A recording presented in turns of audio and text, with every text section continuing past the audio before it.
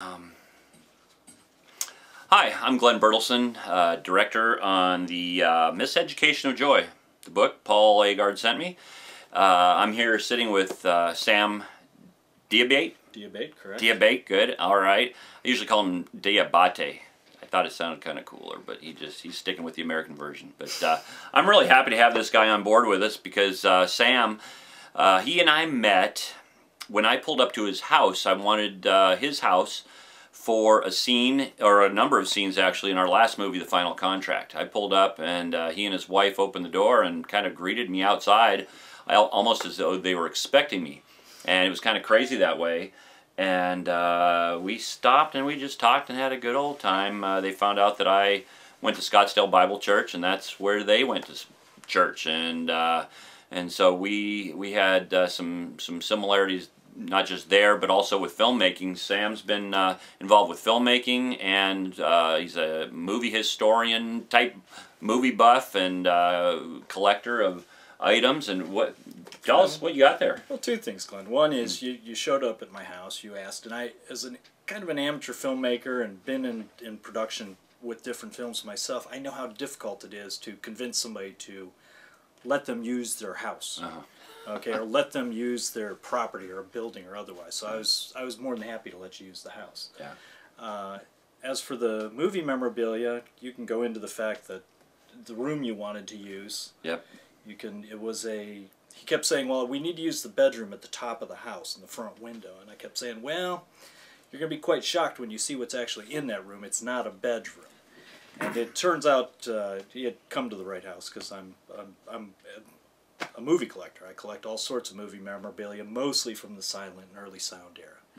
And that's what actually fills that room at the top of the stairs. Yeah. So you saw original costumes from Music Man and Titanic and various other films, along with, you know, multitude of autographs and historical pieces. Yep. So.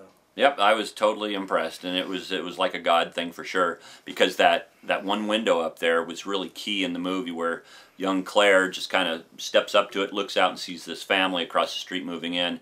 And so I was really interested in that room, and it turns out that, you know, it's Sam's room where he collects all this stuff. And you had mentioned The Music Man. He's got this one outfit, and I love that movie. That musical is great. But he's got the band uniform of one of the band players from that movie. Just outrageous.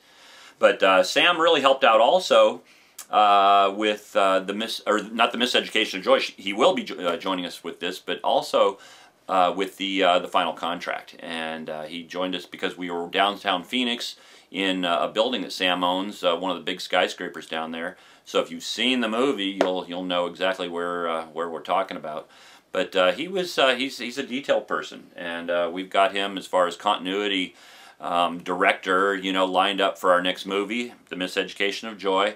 And it's really important. My wife and I just last night were watching a show, and I caught something on a show that we were watching. I go, hey, wait, you know, that wasn't there in that scene, and so we need guys like this. And so you all ready for something like that in this next one? No, that's it. I'm detail oriented. And very good. I'm happy to join the project for Joy. It's you've read the book. It's an exciting book. I'm to the task. Yeah. I'd like to join you guys. So. Very good. Yeah. Well, now we're thinking about doing the movie all within 6 or 8 weeks and getting it done and shot. How's that going to work out for you guys? That is fine with me. Fine with you? Yeah. No, that's absolutely fine with me. It'll be a variation from the Final Contract, which stretched over and over. Yeah, I did. Part of the use of my house is he needed it to look like the fall, so he needed the trees to change. And I told Glenn, I said, you know, we're here in Arizona. When the trees change, you got about 3-4 days to shoot that scene. Otherwise, all the leaves fall off the tree. That's right. So, yep. So we had to wait for that day, and due to a kind of an Indian summer, that day didn't come until January, February. It's true. Yeah. One thing I like that Peter Butler, our editor in Texas, did, he changed some of the colors in your neighborhood to look like it was fall. Yeah. And so they were really green. But anyhow, hopefully he's going to continue, because we're almost done with that movie, even though we're doing the interviews now for Joy. But we're really excited about this.